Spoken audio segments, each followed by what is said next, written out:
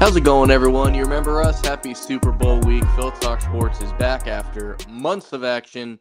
It's Super Bowl week, joined by Nick and Hank. We got to get the crew back together.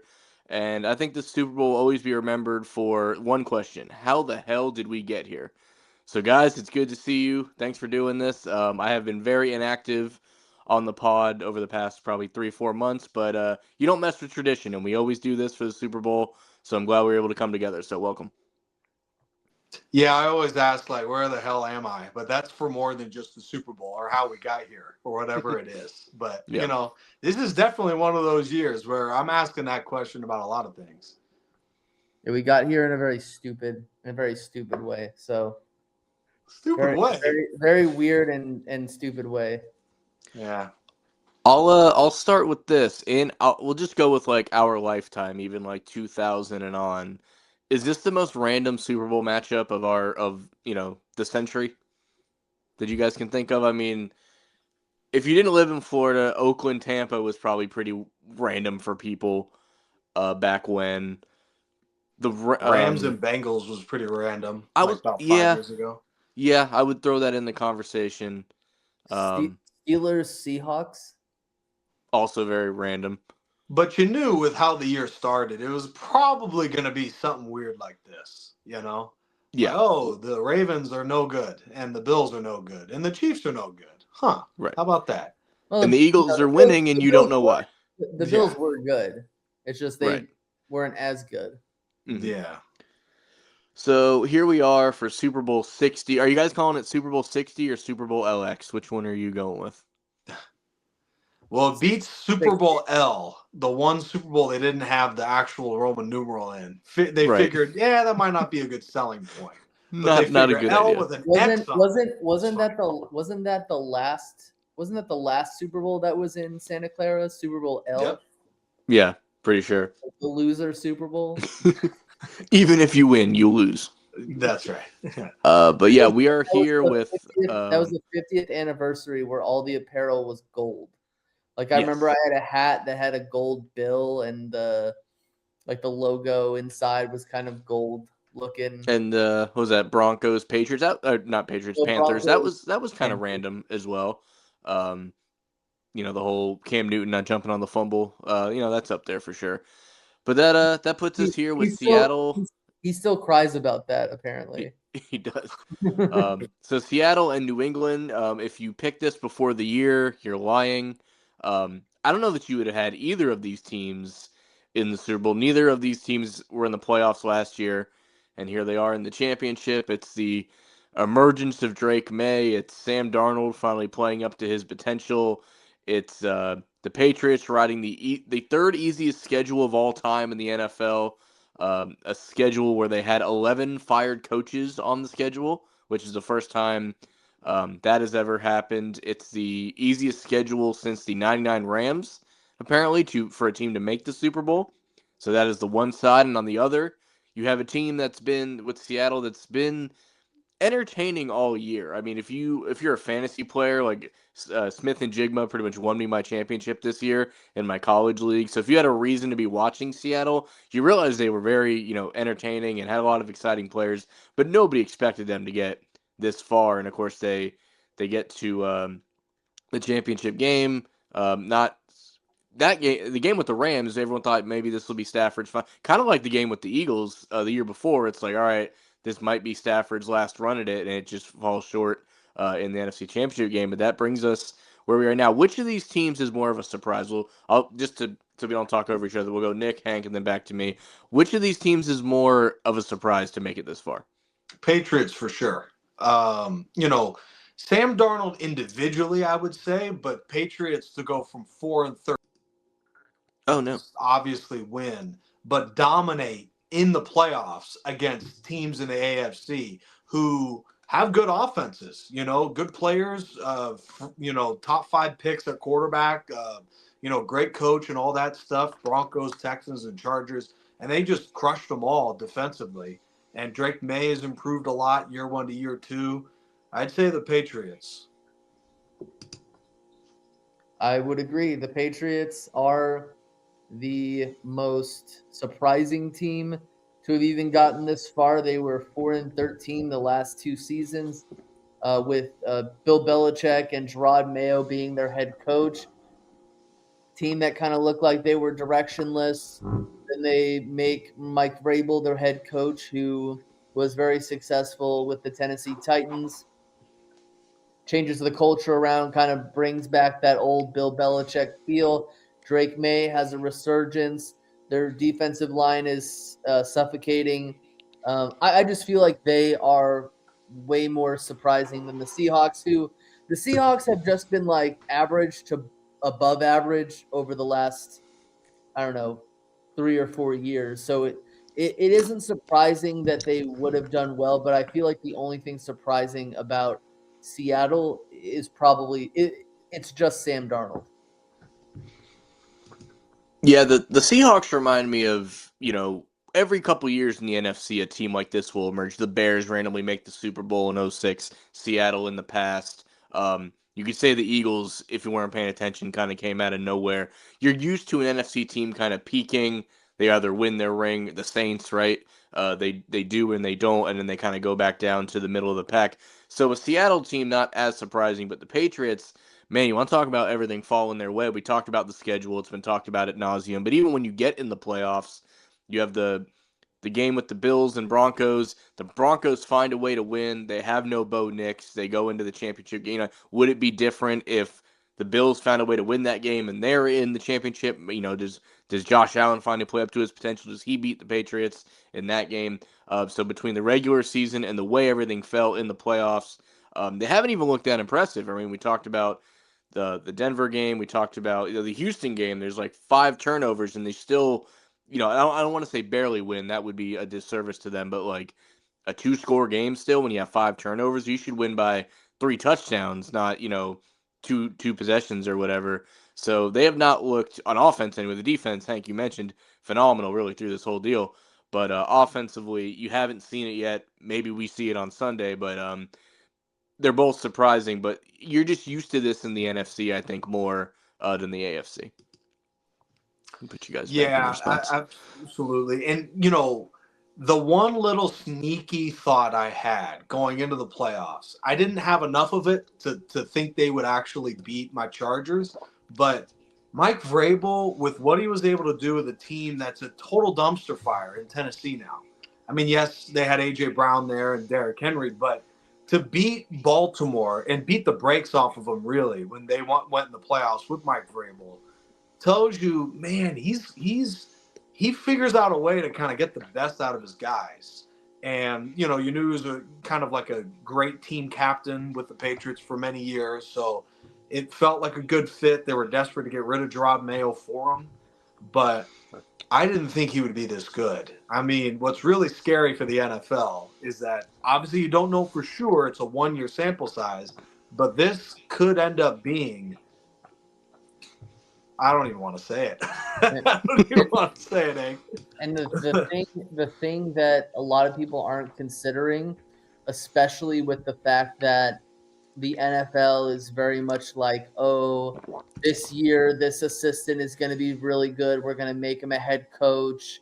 And there's a lot of parity amongst teams. Being an Eagles fan, Phil knows this. Every time the Eagles go to the Super Bowl or they win the Super Bowl, they lose their offensive coordinator.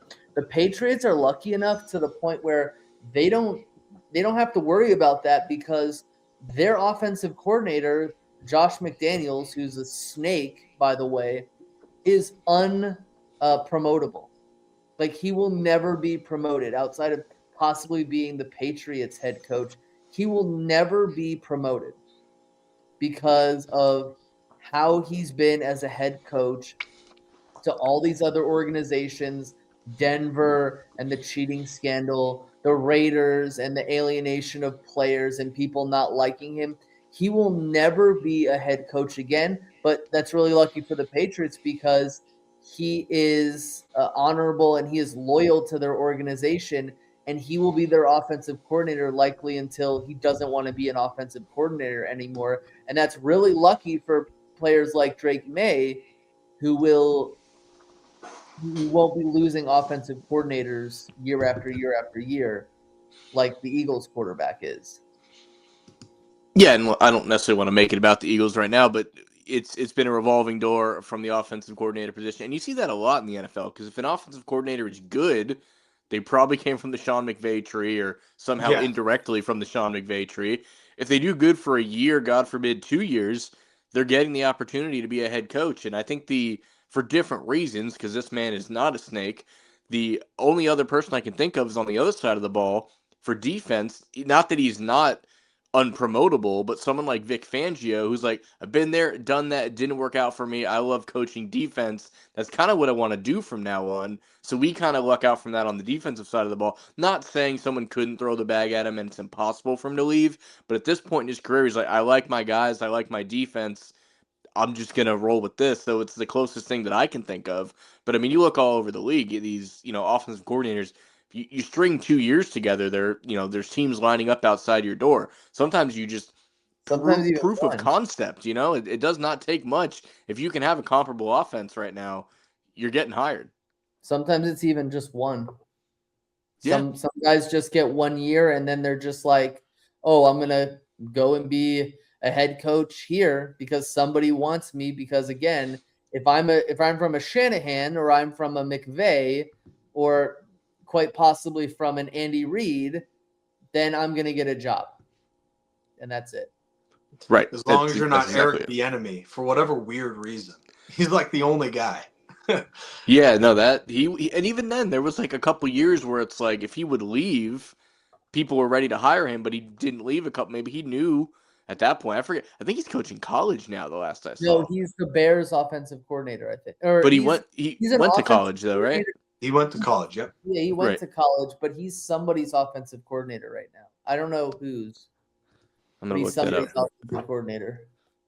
Get rid of this. And he went to college, of course. I'm not saying he didn't, Mhm. but as after the No, Chiefs, he went back he had to. never gone to college. He never went to play with the Colorado Buffaloes. Never. And he never got in legal trouble either. Wow. What are the Let's see. chances of that?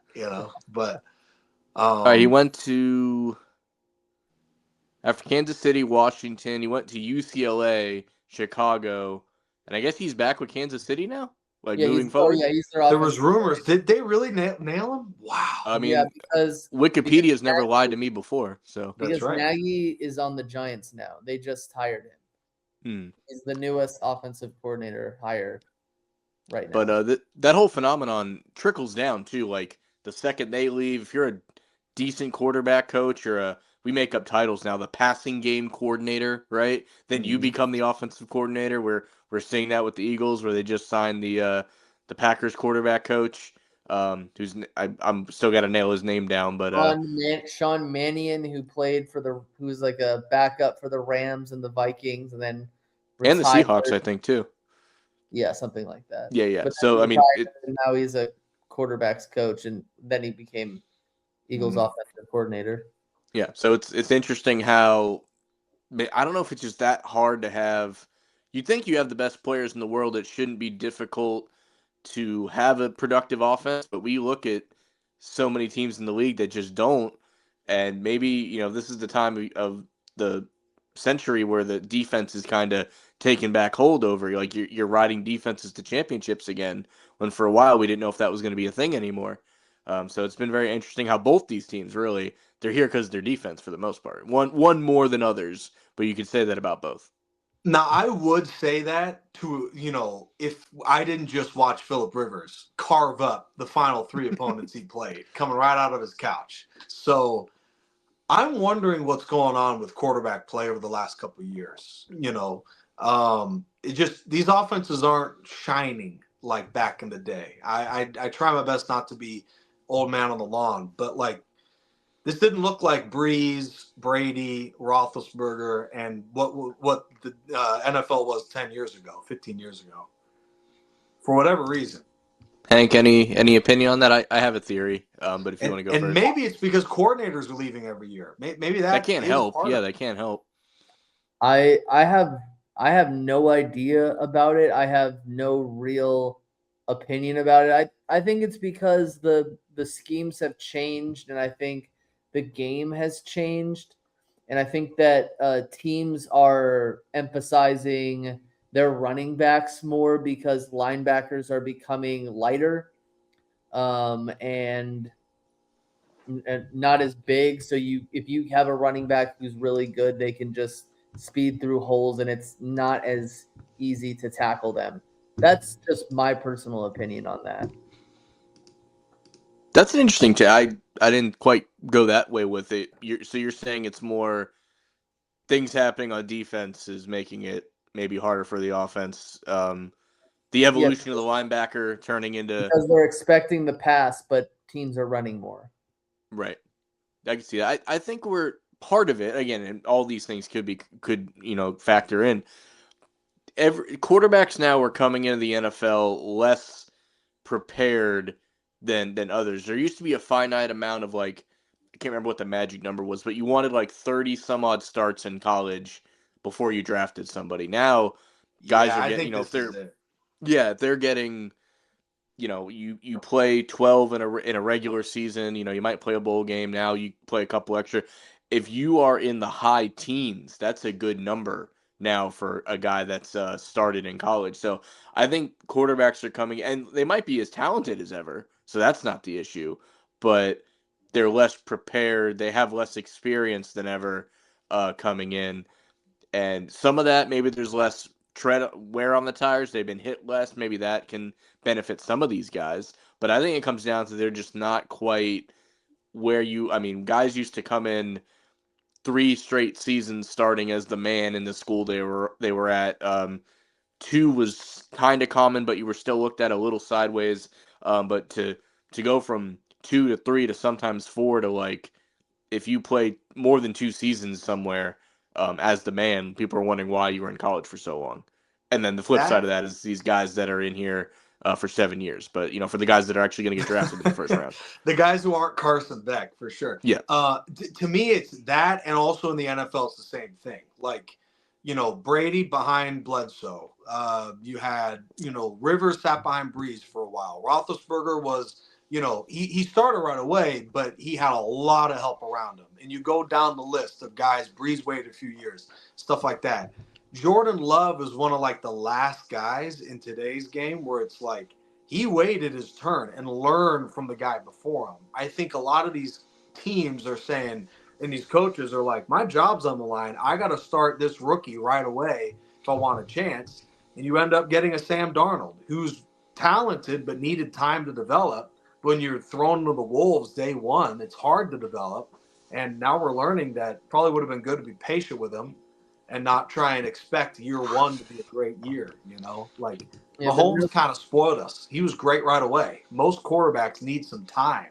Well, Mahomes, too. He sat for 1 year. Actually, that's true. And people glorify that. Oh, my God, he sat and he waited. I'm like, bro, it was 1 year. It wasn't even a full year because he played he started one game at the end of the season for them. So, yeah, they glorify him waiting even a year. But there's no patience in the NFL. There's no patience with the fans. There's no patience for the coaching.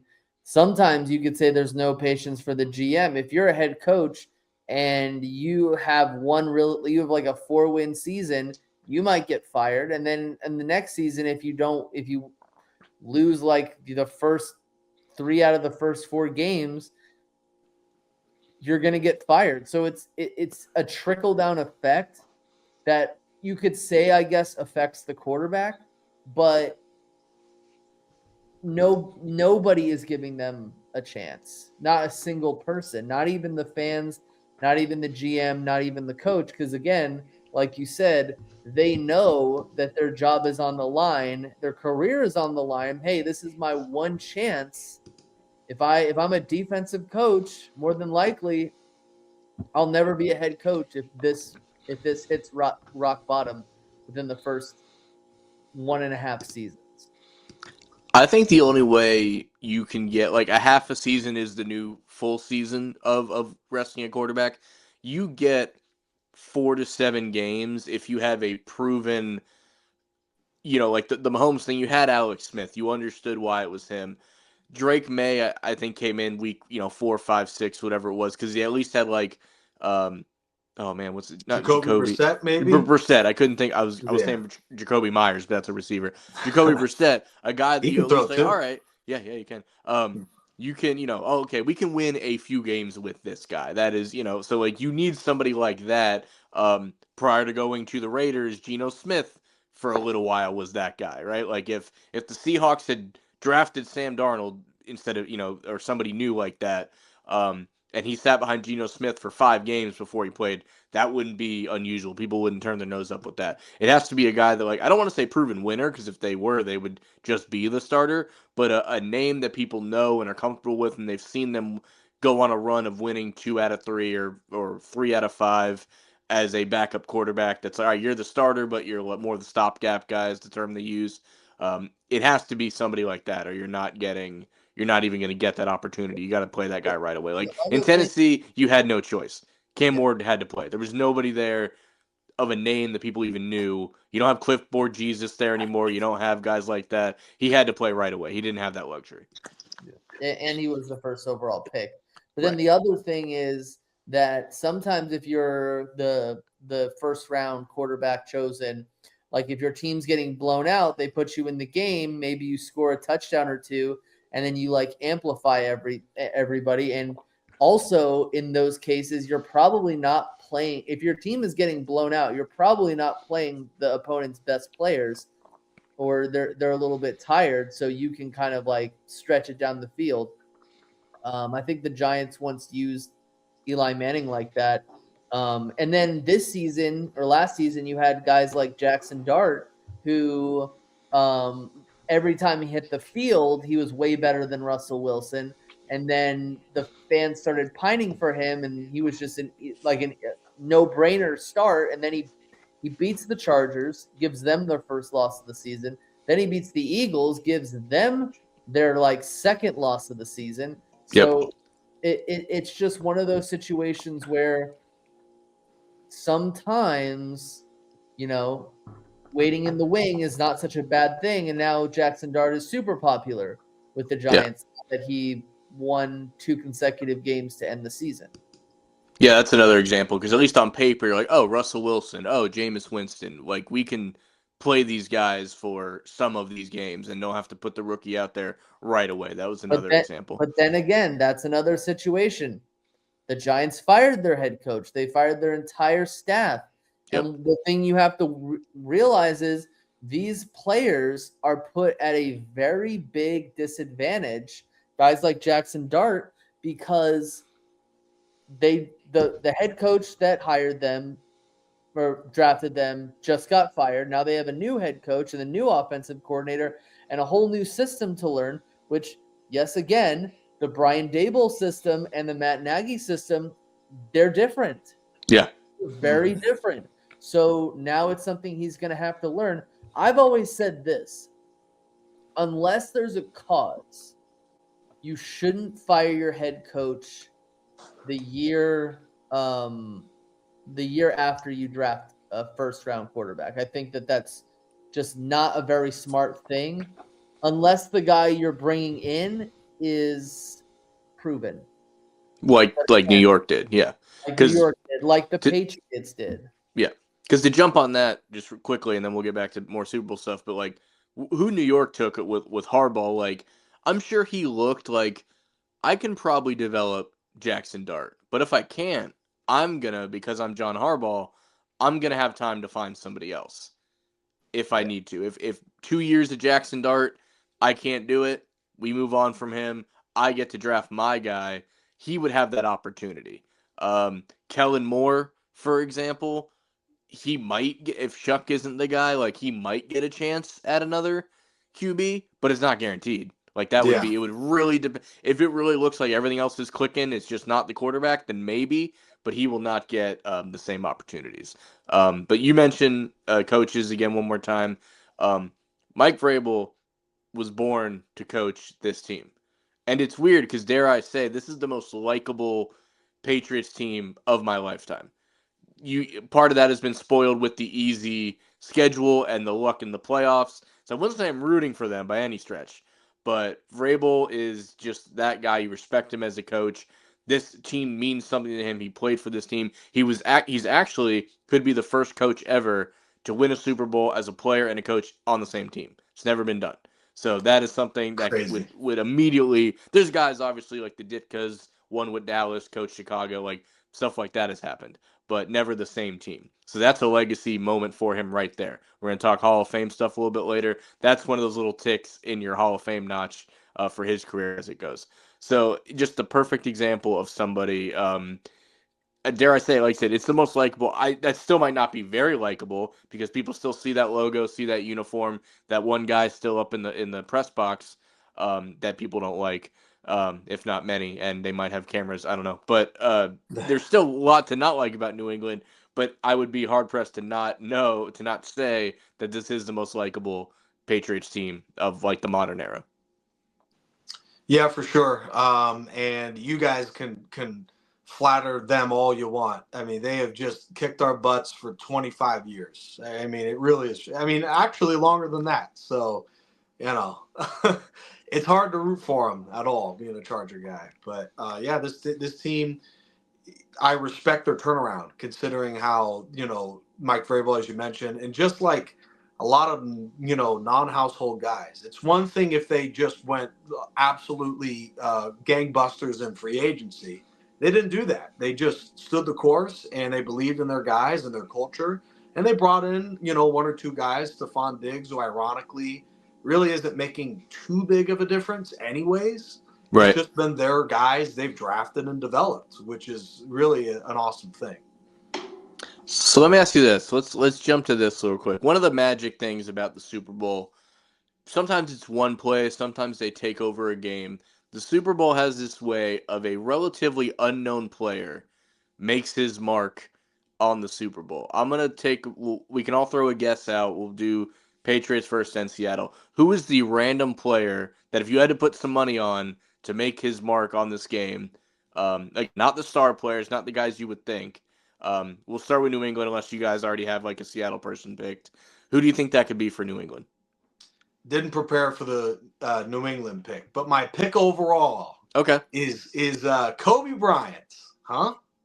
Yeah, he plays for Seattle, free safety. I nothing other than he had a good year, and that's his name. So you know what? Kobe Bryant is my pick on what is I think the 10-year anniversary of his 60-point game. Yeah. So that'd be pretty cool. Yeah, for sure. All right, so we don't have to do both teams, but Hank, you got unless you have both. I'll go with my boom or bust player. Okay. Matt Collins. You stole my pick. God damn it. Super Bowl champion Matt Collins. Well, I'll say it like this. Like I feel like he's the biggest boom or bust player because I don't think that because he's not the starting wide receiver, he's like a bigger guy. He won't get as much attention, but he still might get a lot of catches. But if he gets locked down by Seattle, he might not do well. So I'm not going to say that he's like going to be a superstar or he could be a superstar. I'm going to say that he's my boom or bust player. I could see a situation where they're like, all right, the number one receiver is Stephon Diggs. We're going to lock him down. And because of that, Matt Collins has a good day. I can totally see it going that way. Then the Patriots' number 2 receiver, I don't know what his first name is, but his last name is Booty. Yeah, Kayshon Boutte. Yep. Yeah. All right, so I got to pick somebody else now. I'm gonna go with just because I've had this guy in fantasy, and he's not a starter for a reason, but he will randomly take over a game. And while Kenneth Walker, I think is very good, Zach Charbonnet will randomly have a game like that. Is he? I think he's out for the season. Really? He played in the last? Okay, let me change it then. I think he's out. Good research, Hank. Yeah, right? Well, that would have been weird. The divisional round. Almost Stephen A. Smith myself on that one. Oh, my. Huh. Let's see. At least I didn't say Charlie Kirk, right, everybody? Right, that's right. Let's see then. So he said, because again, originally... When Stephen A. would say some guy who isn't even on the team or something. I mean, like that. Charbonnet's on the team at least, so I guess I can't get dunked for that. He's gonna coach the other guys up. Yeah, let's go Hunter Henry. I could see him randomly. He'll have like Former four Charger. catches 4 catches, 40 yards, but 2 touchdowns. Like maybe he's their red zone target. I'll go Hunter Henry because he's another guy that like I don't know that he's the starting tight end. They have so many. They have Hooper, they have Westover, Tavon Henderson. Even though he's a running back, gets in the receiving game. Like I said, my plan was Mac Hollins anyway, but I will go Hunter Henry for this one. Well, if anyone knows how to coach a tight end to catch touchdowns at the goal line, it would be Mac Vrabel. You think he might put in just to continue his like throwing like Milton Williams at tight end and just continue it? I love that. His version, if you've seen, he kind of does the old refrigerator Perry gimmick where he puts the 2 D linemen in the backfield, and he gives it to one of them. You don't know which one it's going to be, so he has done a little bit of that. So that might be his whole wrinkle for it. But yeah, Kayshon Boutte, I see that guy now. All right, what's next? Before we get to the Fanatics fiasco, do you guys have anything else you want to talk about the game specifically? Oh, well, you should probably make a pick. You think? Well, yeah, that'll be sure. But do we have at the very end, we're going to keep them guessing. No, if we're ready for that. But if you had any other the games within the games or anything else. Oh, let's talk about Drake May potentially having a shoulder injury. It doesn't seem like anything that's going to keep him out of the game. But is that anything? To quote Seinfeld, is this anything? This is some Patriots BS. Anytime there's like a big injury before the Super Bowl, we all remember. Eagles fans remember Patrick Mahomes. Oh, it's a sprain. We don't know. He's hobbling. We don't know. He might not play. We don't know. And he comes into the game and he gets shot up with God knows what horse tranquilizers. I have no idea. And he like plays this masterful game, like 4 touchdowns, no interception, Super Bowl MVP. And after that, anytime like you'd ever see Mahomes hobble, like the media would be like, "Oh, I wonder what's happening with him." I'm like, he's fine. He's been this before. He's fine. So this, honestly, it would not surprise me if he's not actually injured. It would surprise me that it wouldn't surprise me if they're just putting this information out to be like, "Oh, hey, by the way, he might be injured." This is some like ridiculous gamesman thing. Maybe he is a little bit injured, but I think they're kind of just like pumping it up a little bit just as some sort of like art of war tactic. Sun Tzu would probably do something like this. I mean, to say how you with your chest. No, I love it. I love it. No, he's probably banged up, but so is everybody this far in the year. So I get what you're saying. I mean, the Patriots again, different front office at that point, but like they're the reason they had to change the injury report. I forgot if it was probable or doubtful they got rid of because of Belichick. He would just list half his team as probable for no reason. So I'm pretty sure it's probable they had to get rid of. But yeah, so that I could totally see that being the case. Nick, what do you think? Any validity to this, or did Hank convince you otherwise? Literally, Hank said it just perfectly. He probably for like a day had a sore shoulder. It's nothing.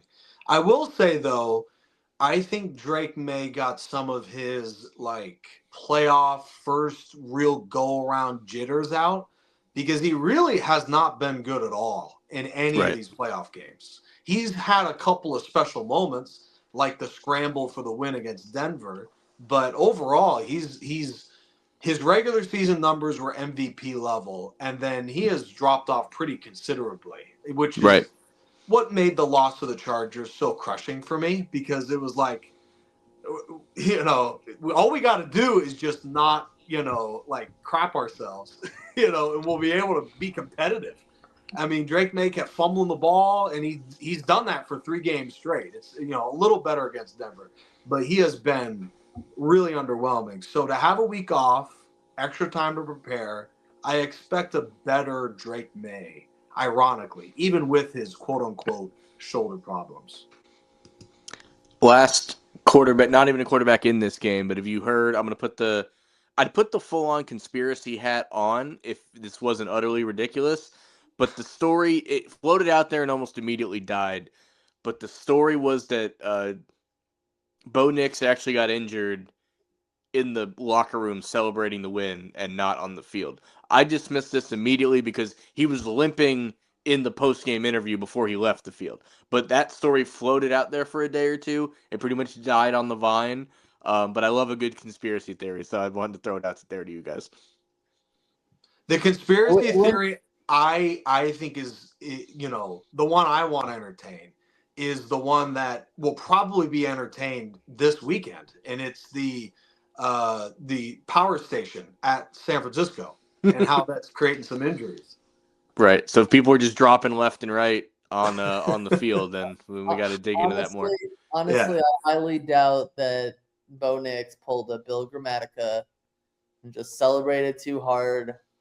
I don't think that happens. I think we can put that thing straight to bed. I agree. Although, I mean, it didn't look like he was that injured as he was winning the football game.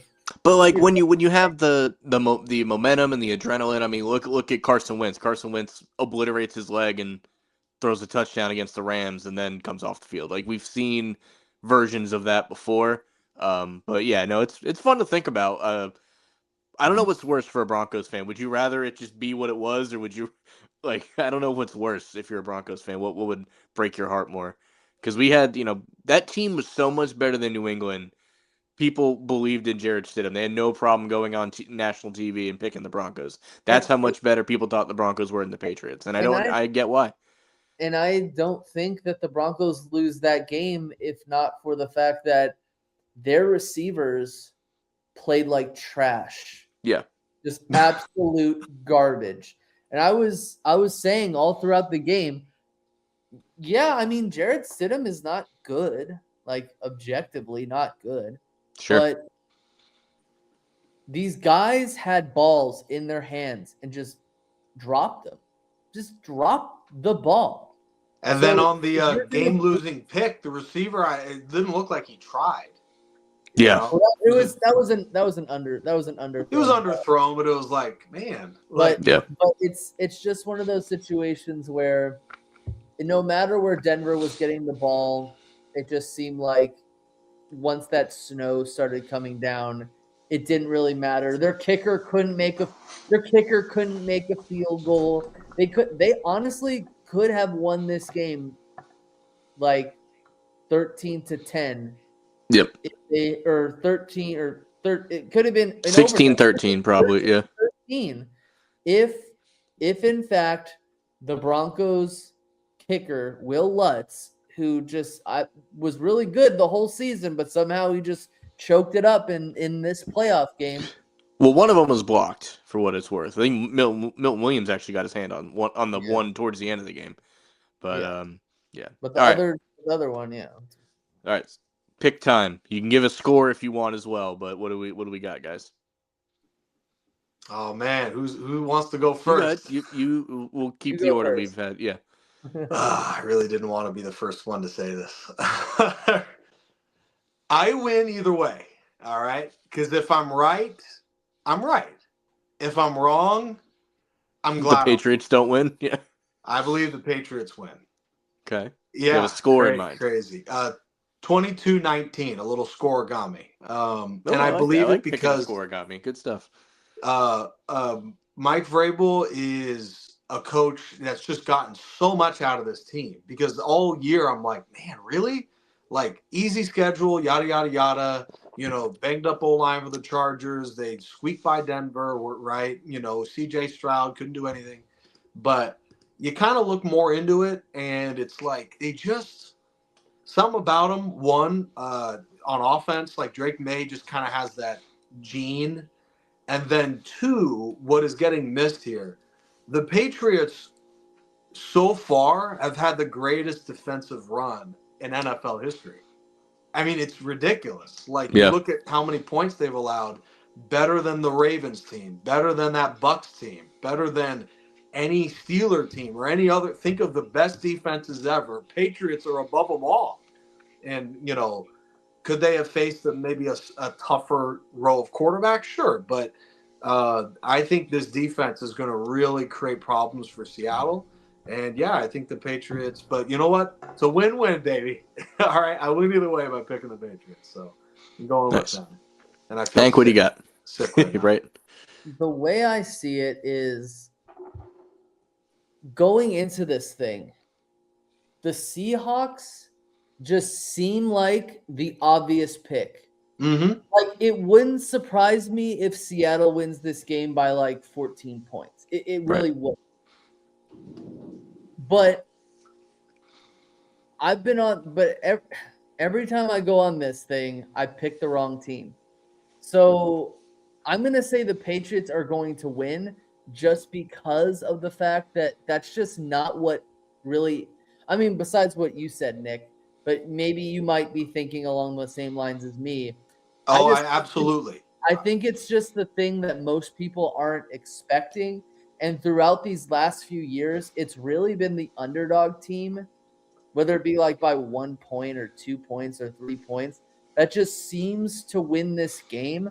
Mm-hmm. And I think that when you're in the Super Bowl and when you're playing in the Super Bowl, it doesn't really have a lot to do, as much to do with your talent, as much as it has to do with strategy and how much Matchup and stuff matchups like that. and how much experience you have. And the Super Bowl sometimes really comes down to a handful of plays, who can run the ball better, which I think that the Patriots can run the ball better. I think that the Patriots have a more suffocating defense, which matters to me more than a defense like the Seahawks, who will just force turnovers, and that's how they're going to win football games. They're going to force you to maybe kick a field goal, whereas the Patriots have just this monstrosity of a pass rush. On a personal level, I hope the Seahawks win, but I don't. I think that the little things are going to come into play, and with more experience in the Super Bowl, I'm not saying that that's always the case, but I'm looking at like a 24-20, unfortunately, Patriots win. And I don't really think it comes down to the quarterbacks. I don't think it comes down to really anyone in particular. This is a chess match between these two head coaches, to basically see which Mike is better. So, like we said towards the beginning, like, is the pendulum, at least for a little bit, shifting the other way? Does your defense win it for you as long as your offense can do anything? Is it going to shift more like that? And last year, a lot of people like us on big TV shows sat and said every measurable metric says the Eagles are the better team, but I'm going with Kansas City because they have Patrick Mahomes. I feel like a lot of people this year are like, there was nothing New England does better than Seattle, and it's not even the same guys, but it's the New England Patriots and they're in the Super Bowl. And the only times they've ever lost the Super Bowl, like Disney movie level shit happened. So because of that, they picked the Patriots. But if it's anything like last year, we looked at it and we said, we know who the better team is. It's a matter of if they can still win. So if we're going to continue that more trend, the team that's clearly better, which we all agree with the team that's clearly better, that question would have been answered much quicker. I'm going to go Seattle. I'm going to go like 31-17. Maybe there's a defensive touchdown. Maybe there's a special teams return, either touchdown or just a long one that sets them up perfectly. I'm gonna go Seattle here. I think it finally catches up to the Patriots. I think that carriage turns into a pumpkin. It might not happen till the second half. It might be a very boring first half. I might even, if those Super Bowl squares, I might go like a 7-3 halftime. I would totally see that happening. But then it might break out. So if we're going off last year, we're going off of like sometimes when a team is that much better than the other, it's going to shine through. So I will go Seattle 31-17. I think that the biggest matchup here is going to be Sam Darnold versus the Patriots defensive line. If Sam Darnold gets enough time and he can pick them apart, which he has the more talented receivers objectively, then Seattle will probably win the game. But if he's a statue back there and he doesn't get any time, it's over. Yeah, for sure. One thing why, and literally you spoke the words out of my mouth, Hank, about I have been through this before. I have been, burned before by picking the obvious better team, the heavy favorite with way better matchups. one thing I find very interesting is Seattle's number one strength, Jackson Smith and Jigba, is neutralized by the Patriots' number one strength, Christian Gonzalez, who's having a Darrelle Revis, Deion Sanders type run this year. I mean, he's been a total shutdown corner. So I wonder if Sam Darnold, who's crushed in these playoffs, is going to be a little shock when it's like, my safety valve, the guy I lean on the most, is not open. Who do I go to now? So I find that very interesting too. And then that's going to be a situation with Cooper Kupp. And Cooper Kupp knows how to. And he's great. Slice and dice. Yeah, absolutely. Yep. So who knows? But I do think that the matchup is Sam Darnold versus the Patriots defensive line. If he can exploit that, then again, I think it might be over for the Patriots. But I just think that we've been burned too many times, man. Picking the obvious. The most obvious answer isn't the best answer. Sure. For the bettors out there, which I don't think any of us really are, if you guys haven't seen it, what do you think the spread is? Oh, I've looked into it. So it's 4.5 by most books. Yep. But apparently most Seattle 4.5 for wise guys are picking Patriots plus 4.5 because they think Seattle's going to win by less than 5. So it's a 9-point swing for people. That's kind of crazy when you think of it that way. Oh no! They think Seattle will win, but they think they'll win by less than 5. That right. To me, if you're a conspiracy theorist for Vegas, that just makes me think the Patriots have the advantage. Like whether the Patriots win or lose, that just makes me more comfortable with that 4 points. Yeah, 4.5 is like, so this Seattle can win 28-24, but if you pick the Patriots with that line, you win your money. So that's I can see that happening. You know, that could totally work out. Cheapest listed ticket, $4,700. Jeez. 4,711 actually. So yeah, have fun with that, everyone that's going there. Dude, maybe I'm crazy. I would never, even my team in it, I don't think I'd ever pay money, you know, if something brings me there with work or something, but I would never actually pay the money to go to a Super Bowl. I don't think that would ever happen. I've been to WrestleMania. WrestleMania's priced us out at this point because the tickets are like that these days. I don't think I'd ever do it. But if it was like $1,000, sure, $2,000, totally, I would go. But that's $1,000 would be my line. 1,000 would be my line, and I'm one of those people. I'm just happy being in the building. If I'm going to something, I don't need, like, there's times where I want, you know, higher seats or better seats or closer seats for, you know, UCF or something I'm going to go to all the time. But something like that, I'd just be happy to be in the building. I'm going to make an executive decision here, guys. We were going to talk about the Hall of Fame, who's getting in and who's maybe not getting in this year.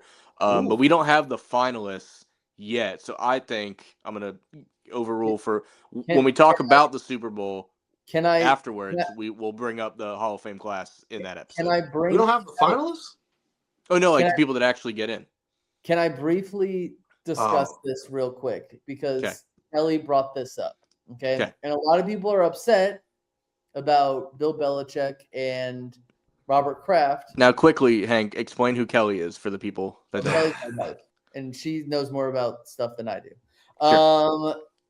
So why are they not in the Hall of, or why are they not, have they not been voted in? Why have those things come out that they were kind of overruled?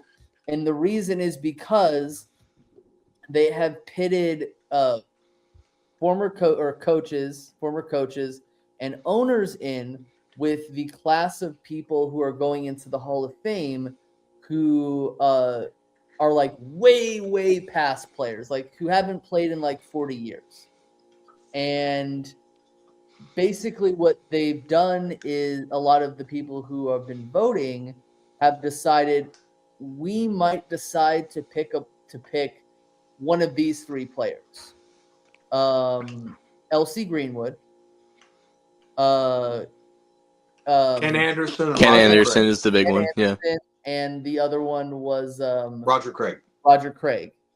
And the reason is because thank you guys, I appreciate it. And the reason is because those players might not get a second chance. Right. Because they're legacy, way back players. And the idea is that, hey, we can maybe put these other two guys in later because they've got time. Right. That's 100% accurate. That has a huge part to do with it. The other aspect of it is the rule of thumb used to be you aren't even eligible to go in until you've been out of the league for 5 years is when your clock then starts. For non-players, coaches, owners, GMs, they've now changed that rule to 1 year, which is really weird for coaches considering it's not uncommon for a coach to sit out for a year or two and get another job. So I find that very just counterintuitive. So everything you just said, I think Kelly's 1,000% correct on. That mixed with if they had the 5-year rule, we aren't having this conversation about Belichick yet. He'd have 4 more years to even be on the docket. So I think the combination of those is definitely part of the reason. When the story first came out, my initial thought was, you were an absolute dick to the media for almost 3 decades. Like, if they make you wait, you weren't not getting in the Hall of Fame, but if they made you miss a year, when you go to the Hall of Fame, which I've never been, I hope we can do it, none of those busts say first ballot Hall of Famer. It's not a real thing. It's just a distinction in that moment. There's not a separate room of first ballot people. It's just the Hall of Fame. On top of the scandals and the the massage parlors. Mm-hmm.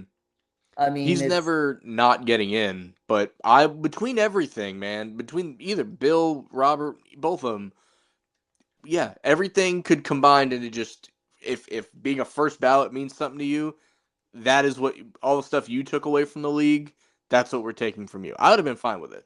But I don't think it's that deep. I think it's everything Hank just said on top of the fact that Bill shouldn't even be on the docket for 4 more years. And when you're actively still coaching, I don't know why his clock's even. I know it's not in the NFL. I understand that, but but he's always been rumored to wanting to come back, and he still might. You never because it's not going great in North Carolina. Can you be a Hall of Famer and then go back to playing? Is that allowed? I want to say Joe Gibbs came back after a long time, and I wonder if he got inducted during that time. I don't know. I mean, Rivers was a year away from being considered. Not that I think he was first ballot. I think he's a Hall of Famer, but I don't think he's first ballot. He was inducted into the Pro Football Hall of Fame in '96. Yeah, and he coached in the early 2000s, and then went back. So I guess you can, yeah.